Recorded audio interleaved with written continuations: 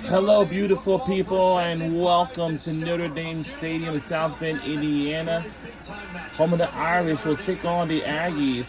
Texas A&M, a packed house at Notre Dame Stadium, filled with green, with yellow, with blue, and certainly some maroon. And with the big game comes big emotion. And before this, there was something going on. As teams were going back into the tunnel towards their locker rooms, you could feel the energy and the animosity between these two squads as they have a rematch from last year's season opener. We welcome to the booth, No Eagle Talk Blackledge. You were down there, you felt it. Yeah, you could feel the energy, right? Even in the early part of warm-ups, you could feel the sense of urgency. And right before I came back up, I was standing by C.J. Carr, and as the Notre Dame offensive lineman came out, he headbutted every single one of them, even a couple of the injured guys that didn't even have a helmet on. Well, that's always dangerous. Yeah. And C.J. Carr looked dangerous at times, both in a good way and sometimes in a negative. That's one of the main storylines through the bye week for Notre Dame after the Week 1 loss. Jeremiah Love not getting the football, the defense, you go down the list. But this game, and Notre Dame in particular, it's all about up front. Yeah, this is going to have to be a line of scrimmage game, and that was probably the most disappointing thing to Marcus Freeman and his staff about the Week 1 loss was at critical times in that game in Miami, they got whipped at the line of scrimmage on both offense and defense. They've stewed over that now for 2 weeks. I fully expect both offense and defensive lines to play much better tonight. I also expect Jeremiah Love, who I think is one of the 2 or 3 best football players in all of college football, to have a bigger role in the game plan tonight. Only 14 touches. He was just the guy against Miami. He's got to be the guy tonight against the Aggies. We've seen that he's more than capable. The Aggies feel like they've been here before. 2 top 10 wins last year, but they happened at home. And for Mike Elko, building this culture, building this program, this could be a signature win on the road. Yeah, it sure could. And he's such a very good, he's a great coach. Like Marcus Freeman, defensive-minded guy, tough guy, blue collar, but he has a much more explosive offense than the one that he had against Notre Dame last year.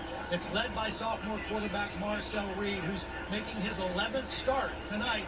First road game, but you can see from last year to this year his maturation, his development as a total quarterback under the tutelage of his coach Colin Klein, who's a pretty fair dual-threat quarterback himself at Kansas State. It's an explosive offense, and what you're seeing with Marcel Reed, his eyes are finally starting to catch up with his feet. The Aggies have brought energy, and they've certainly brought some fans. For more, we go down to Jordan Cornette. Yeah, no, I talked with Coach Elko last night. He said he expects to be the best version of this Notre Dame team tonight. Stewing the Irish in the loss in Week 1, having the whole bye week to think about that thing. I then asked him, well, what do you expect to see from this Notre Dame team tonight? Coach Elko flatly said, a whole lot of Jeremiah Love, like Todd mentioned, his lack of carries. They expect him to see it a lot, that Aggies defense, and Coach Elko, they plan to be ready. And talking with Coach Elko, the keys to the game, he said one thing, explosive plays. We must generate them offensively. We must limit them from this Irish offense. He went on to talk about his team last year. He said he liked his team a lot last year. He just couldn't close games. Fast forward to tonight, what a sublime opportunity for his Aggies, and what everybody believes will be a 4-quarter game. Can they punctuate this one? We'll find out. For now, we send it over to Catherine Tappan for the Notre Dame Tilt.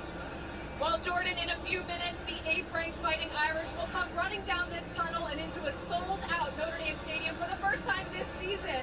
It's been 13 days since the players last took the field, a loss at Miami, followed by a bye in Week 2. Star running back Jeremiah Love told us about that bye. It wasn't nice. It wasn't a good time. Marcus Freeman and his coordinators, Mike Denbrock and Chris Ash, all emphasize the importance of urgency, aggression, and speed in this game. Freeman told his players, you have to play with velocity and physicality. Don't worry about being perfect. Play football, not fitball, Noah.